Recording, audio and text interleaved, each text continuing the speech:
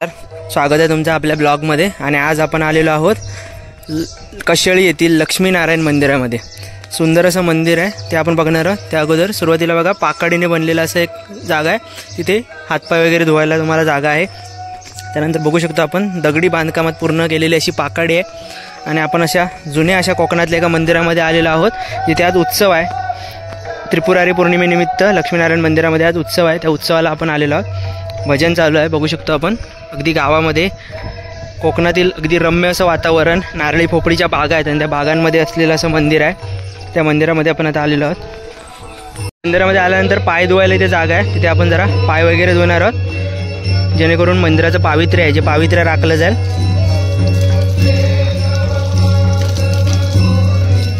जुन्या बांधकामातली दगडी बांधकामातली अशी विहीर आहे, ती विहीर पण तुम्हाला दाखवतो। बघू शकतो सुंदर अशी विहीर आहे आणि सुंदरसं भरलेलं पाणी आहे, बघू शकतो आपण। आणि हे पाणी काढण्यासाठी इथे एक प्रकारचा जशी राहट सिस्टीम होती पूर्वी, तशा प्रकारची सिस्टीम आहे। मंदिरामध्ये आता भजन चालू आहे, बघू शकतो आपण। बघा एकदम जुनं असं भजन आहे आणि भजन चालू आहे इथे। आता आपण मंदिरामध्ये जाणार आहोत आणि भजन बघणार आहोत।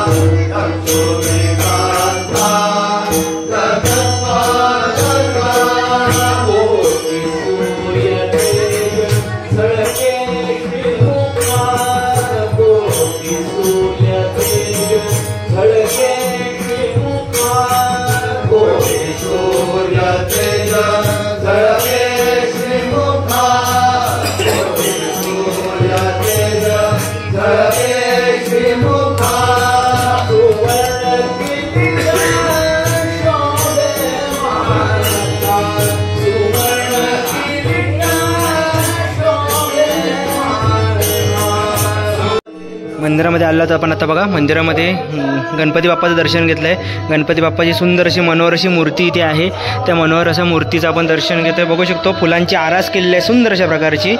आणि त्यानंतर आपण बघू शकतो इथे आता लक्ष्मीनारायणाच्या समोर सुद्धा सुंदर अशी आरास केलेली आहे, इथे सुद्धा आपण देवाचं दर्शन घेतो आहे। सुंदर अशी मनोहर अशी मनाला मोहणारी अशी देवाची मूर्ती आपण इथे समोर इथे दिसते। त्यानंतर आता आपण इथे लक्ष्मीनारायणाच्या भोवती प्रदक्षिणा घालणार आहोत, प्रदक्षिणा करणार आहोत देवाच्या भोवती। सुंदर असा गाभारा आहे, जुन्या काळातलं एकदम बांधकाम आहे, पण अतिशय सुंदर आणि सुरेख अशा प्रकारचं बांधकाम आपल्याला इथे बघायला मिळते, बघू शकतो आपण।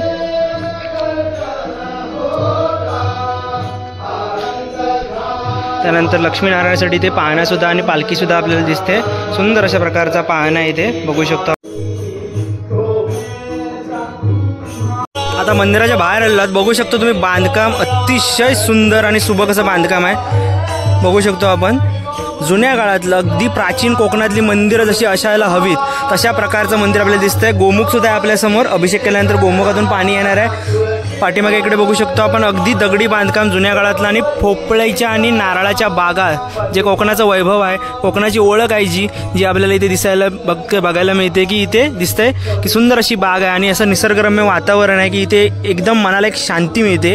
आणि तो शांतीचा जर अनुभव आपल्याला घ्यायचा असेल तर नक्कीच मी सांगतो तुम्हाला कोकणातल्या या मंदिराला नक्की भेट द्या, जेणेकरून तुम्हाला एक अभूतपूर्व असा एक अनुभव इथे येईल, बघू शकतो। त्याचबरोबर इथे एक शंकराचं मंदिर आहे, ते सुद्धा आपण जाणार आहोत।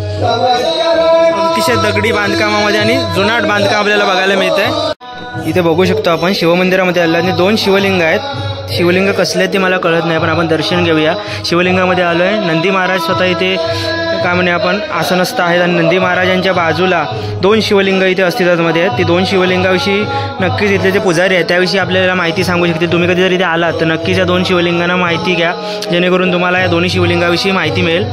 दोन शिवलिंग का आहेत की एक भैरवाचं शिवलिंग आहे आणि एक शिवलिंग आहे, ह्याविषयी पण माहिती आपल्याला नक्कीच मिळेल।